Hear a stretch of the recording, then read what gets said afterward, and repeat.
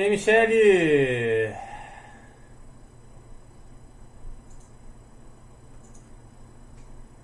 Sobre política hoje, vou falar agora aqui rapidinho com vocês. Olá, Fernanda Belinazo.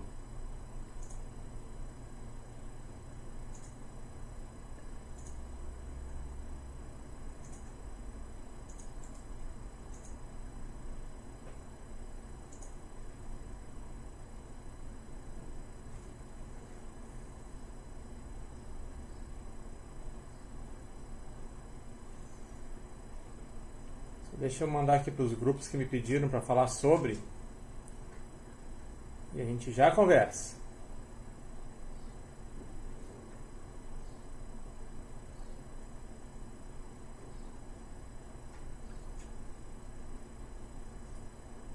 Olá, Rose.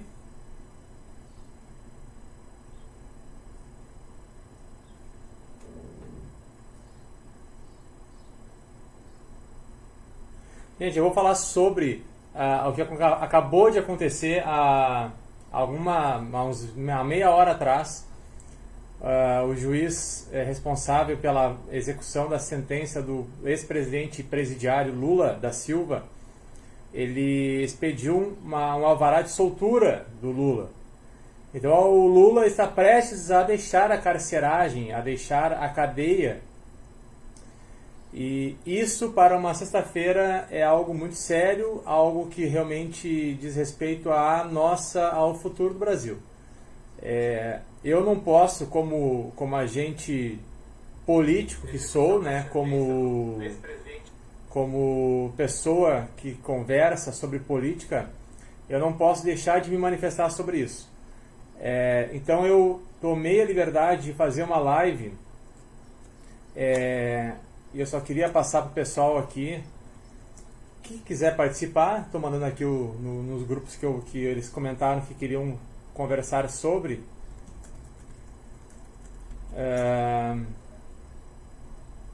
Porque é algo muito sério. Está passando aí, vocês podem ver aí na lateral, está passando a decisão do juiz responsável, né, onde ele teceu ali os seus argumentos para a liberdade do presidiário Lula, tá? Deixa eu só falar aqui, deixa eu chamar aqui um pessoal.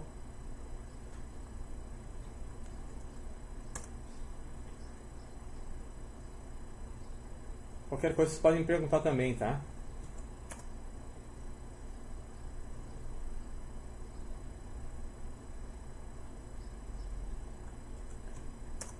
Bom, vamos lá, gente, é o seguinte, depois vai ficar aí gravado aí. Se eu falar alguma bobagem, depois vocês me corrijam.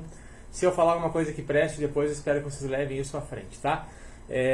Você sabe que o ex-presidente Lula, né, foi condenado aí por alguns crimes cometidos durante a sua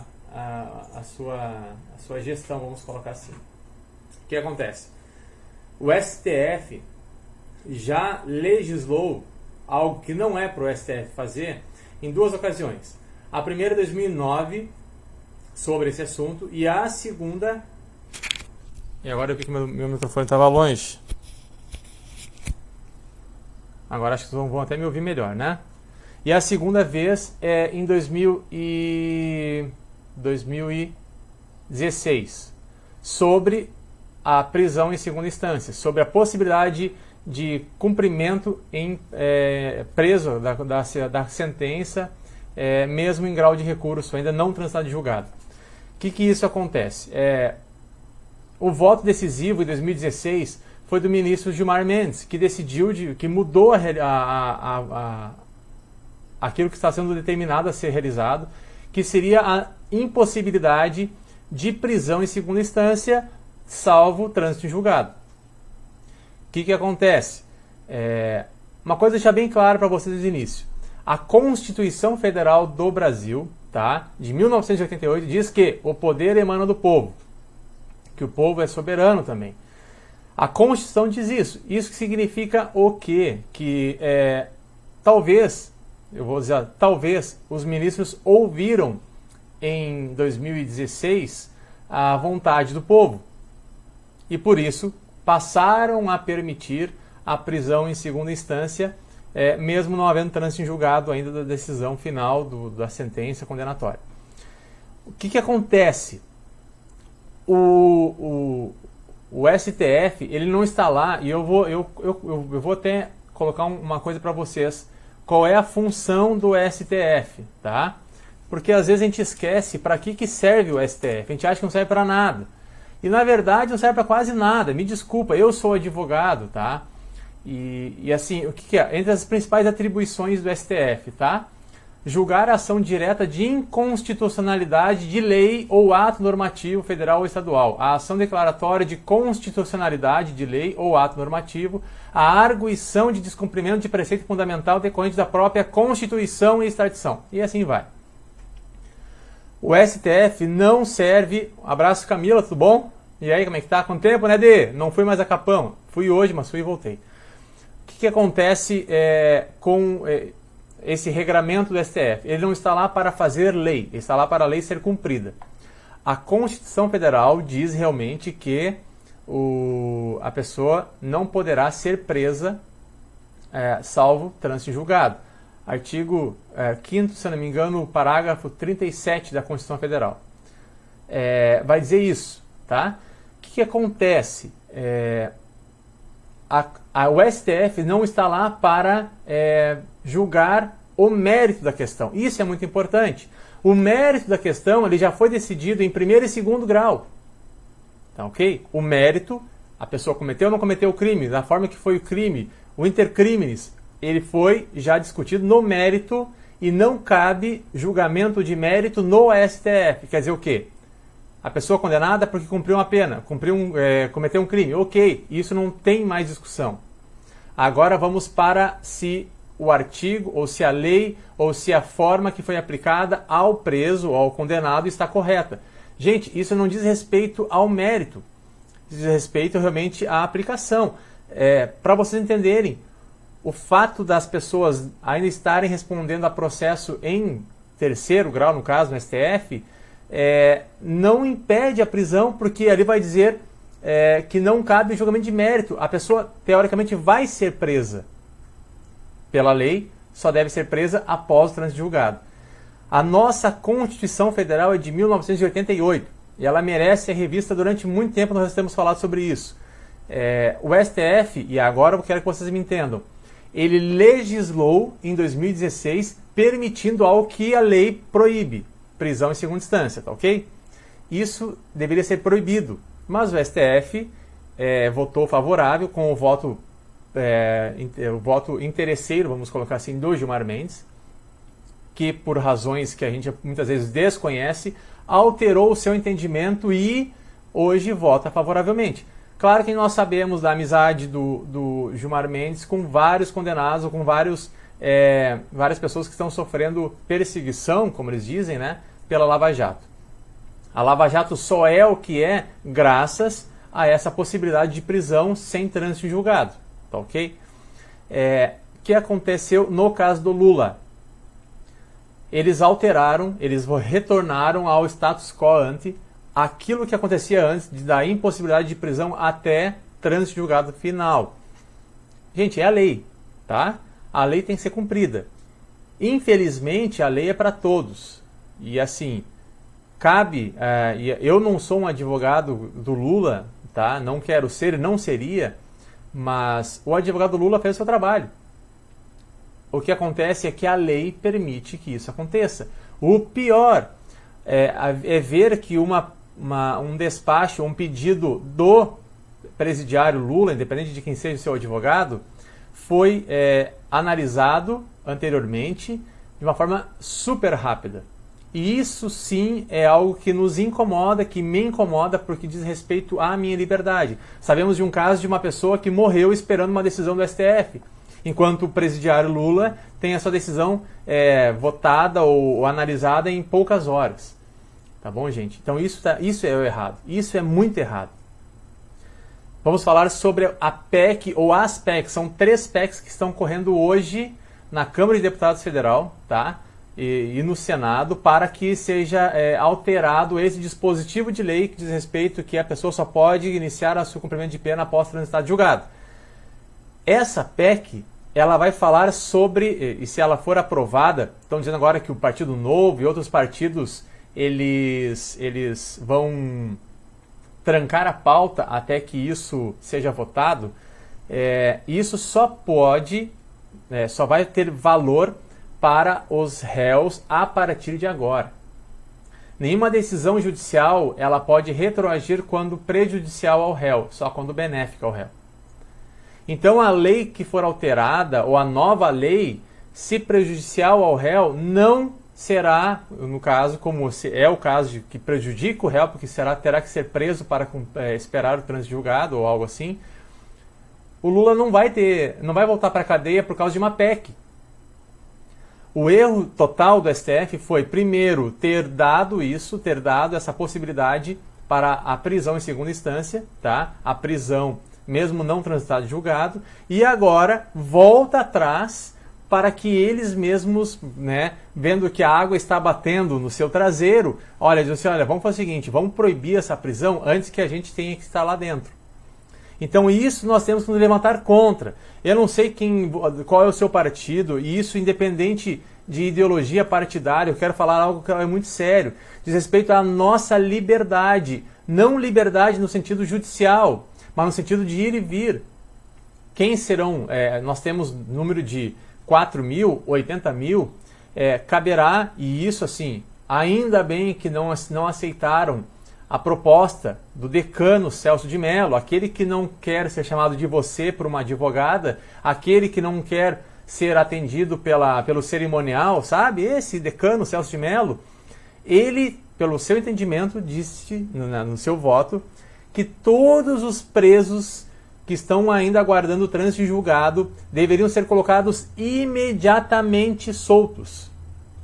Aí sim, nós teríamos uma massa carcerária colocada na rua. Isso seria muito perigoso para a segurança nacional. Isso foi retirado, cabendo que cada juiz, cada execução, tome a decisão sobre o seu réu de forma especial. O juiz que está passando aí, vocês vão ver o nome dele, tá? Ele teve esse pedido de relaxamento de prisão, foi interpelado hoje de manhã. Ele já tomou uma decisão, e a decisão que ele tomou é de colocar o Lula solto. Está ali, alvará de soltura do Lula. O Lula vai ser solto. Hoje de noite, amanhã de manhã, mas o Lula está solto, gente. Isso nós não temos o que fazer. A gente tem que se mobilizar agora para que as leis que possam serem votadas, elas não acabem por prejudicar mais ainda o nosso futuro. Aquilo que a gente está falando sobre o OCDE, sobre o risco Brasil, sobre o Brasil, o crescimento do Brasil, nós estamos num dia determinante para o futuro financeiro, para o futuro democrático, para o futuro do Brasil. Porque nós sabemos agora que a militância esquerdista vai colocar o Lula de novo no altar e vai fazer com que ele caminhe Brasil afora para ser o futuro presidente de novo em 2022. Por isso, quem for da direita tem que parar. Agora sim, gente, eu sei que Nando Moura não vai me ver, eu sei que o Diego Rox não vai me ver, eu sei que o Alan dos Santos não vai me ver, mas se a direita continuar brigando entre si, nós só vamos perder. Chega de briga, está na hora de nós nos unirmos como direita, como pessoas que não querem com que bandidos sejam colocados à solta, venham ser nossos presentes de novo. Tem um movimento que está mostrando já, que está dando as caras, falando sobre a lei da ficha limpa. E olha o que eles pretendem. Eles pretendem fazer com que a lei seja alterada também no seu dispositivo, para que não somente aqueles que respondem a processo, mas somente aqueles que têm processo condenatório transitado em julgado sejam inelegíveis.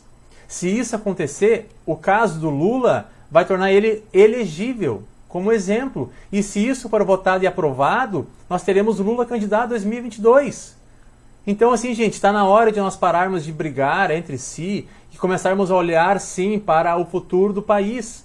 Senão será o Lula, daqui a pouco pode ser um outro terrorista, daqui a pouco Fernandinho Beiramar. Está na hora de nós mudarmos a realidade do nosso país. Foi votado, não tem como voltar atrás. O STF fez um desserviço à sociedade. Uma carta de 40 e tantos senadores, se eu não me engano, foi levada em mãos para o ministro Dias Toffoli, tá? E ele leu a carta e ignorou. Os senadores colocaram nessa carta sobre a sua intenção sobre o seu pedido de não fazer esse desserviço à sociedade, colocando na rua pessoas condenadas ou pessoas em situação que trarão prejuízo à soberania nacional. Gente, para encerrar, tá? Até porque eu tenho que buscar meu filho na escola, era para ser uma live rápida. Estão até agora alegando riscos à segurança pessoal de vida do Lula. Se o Lula for morto, e eu quero que vocês entendam isso agora, se o Lula for morto, transformam ele num mártir. Se o Lula for vítima de um atentado, transformam ele num herói. O Lula não é nada disso. Então, nós não temos que sugerir, nem pensar e nem querer isso, tá? Porque isso não cabe a uma pessoa de direita que quer um futuro correto. Isso é o expediente, a morte, o assassinato, é o expediente da esquerda, não do pessoal da direita. Não do pessoal que quer o melhor para o país. Não para o pessoal que tem Jesus como Senhor e Salvador. Então façamos assim, não busquemos o mal do Lula, somente a justiça. Lembremos sempre que o bom ladrão, ele foi perdoado dos seus pecados, mas Jesus não tirou ele da cruz. Então, que a cruz do Lula seja a prisão, que ele volte, outros processos o Lula vai estar respondendo, e daqui a pouco, pela somatória de processos, ele pode voltar a ser preso. Talvez ele fuja do país nesse meio tempo, e ele vai se tornar aí um perseguido político, que é a imagem que querem construir dele. Tentaram construir essa imagem com Jean Willis e não conseguiram, com o Lula vão conseguir. Ele ainda tem um pouco de respaldo internacional. Então façamos a nossa parte, tá bom, gente? O David Longa, só para responder umas o pessoal que colocou, mas a gente se conhece, vou dar de início, tá? Vamos ver o que a pessoa escreveu aqui e eu tenho que ir embora, desculpa, gente. Abraço, Juliana, Elizabeth, Amanda Risse. Agora é esperar uma posição dos deputados e senadores, mas como são todos corruptos, cacos, creio que vão defender a categoria. Amanda, é aquilo que eu falei. Infelizmente, a decisão de uma nova lei, de uma PEC que a gente quer que ela seja aprovada, ela vai somente trazer benefícios ou vai trazer algum sentido para os futuros presos ou para os futuros condenados. Não é o caso do Lula. E só para colocar para vocês quem pode ser beneficiado com isso, só um pouquinho. Duvido que alguém que votou no Bolsonaro votar no Lula. Com certeza não, mas a gente sabe que a própria direita está quebrada, David. E se a direita está quebrada, se a direita não está andando em consonância, aqueles 50 e tantos milhões de votos vão se esvaziar. E aí nós teremos um número menor. Então nós só teremos força política se nós nos unirmos. Nas palavras de Bernardo Pires, do Bernardo Kisser, é hora de tratar ele como um palhaço, que é o que ele é. É verdade, com certeza. Só deixa eu colocar aqui uma... deixa eu ver se eu abro aqui. Acho que está aqui. Só para vocês entenderem quem é que pode ser beneficiado de forma imediata, tá? Imediata com a decisão do STF. José Dirceu, Luiz Eduardo de Oliveira e Silva, que é irmão do José Dirceu, o Luiz Inácio Lula da Silva, que já vai ser solto, Valdomiro de Oliveira, que é funcionário do doleiro Alberto Youssef, Márcio Andrade Bonilho, que é sócio da Sanco Siquer, que é um dos delatores na Lava Jato, Jaime Alves de Oliveira Filho, que é um policial que foi preso, Gerson de Mello Almeida, ex-presidente da Engevix, Rogério Cunha Oliveira, que foi diretor da Mendes Júnior, Sérgio Cunhas Mendes, que foi vice-presidente da Mendes Júnior, Enivaldo Quadrado, que é dono da Bônus Banval, Alberto Elísio Vilaça Gomes, José Augusto Rezende Henriques, tá, que ele foi lobista e operador do MDB, Fernando Moura, lobista, Rogério Gonçalves, que foi gerente de engenharia da Petrobras, no caso do Petrolão, no caso de toda aquela destruição do patrimônio público que era a Petrobras, Pedro Augusto Conde Xavier Bastos, entre outros, tá? Gente, aquilo que nós vamos sofrer com a decisão do STF ontem vai repercutir nas próximas décadas, tá bom? Eles não vão votar tão cedo esse caso. Eles não vão votar casos semelhantes tão cedo. E o pior, tá? E o pior, eles vão sentar em cima de pedidos de prisão, de pedidos de solicitações que talvez levem o Lula de volta para a cadeia. Eu acho assim, não cabe artigo 142 da Constituição Federal. Não cabe 142, não é hora disso. É hora de união, é hora de lutarmos judicialmente, de lutarmos com os nossos representantes políticos, ao seu Moreira, do deputado federal, os deputados que nós temos acesso. Eu não conto, e agora eu quero colocar para vocês, eu não conto com nenhum deputado federal do PDT. Eu não conto, eu acho que o PDT é PT e esses dois partidos eu estou longe. Eu não sei se você gosta do PDT, aqui em Osório o PDT é forte, infelizmente. Eu não conto com nenhum deputado federal do PDT, mas nós temos deputados do MDB, do Partido Novo, Marcel Van Hatten, que está fazendo um grande trabalho, e outros deputados federais que representam muito bem o nosso Rio Grande do Sul. Se nós nos unirmos, Rio Grande do Sul e outros estados todos, nós conseguiremos uma PEC para que essa deturpação encerre. E mais do que isso, que o STF pare de legislar. O STF não está lá para fazer lei, tá bom? E para vocês entenderem o perigo que a gente corre, nós cristãos principalmente, o STF fazendo lei permitirá que talvez lá no futuro ele seja favorável ao aborto. Nós sabemos o risco que corremos quando a gente é a favor de uma decisão que vai contra a Constituição, que vai contra a lei. E era isso que o STF estava fazendo. Então abramos nossos olhos para não cair nas possíveis artimanhas que o inimigo planta com os seus, vamos colocar, com os seus soldados, né? Os soldados de Satanás colocados para infernizar a vida dos brasileiros. Tá bom, gente? Já falei demais, mas era só o que eu queria falar e deixar passando para vocês lerem essa decisão do juiz que permitiu aí a liberação do Lula de uma forma decepcionante para toda a população brasileira, mas infelizmente aconteceu. Tá bom? Tamo junto. Até a próxima.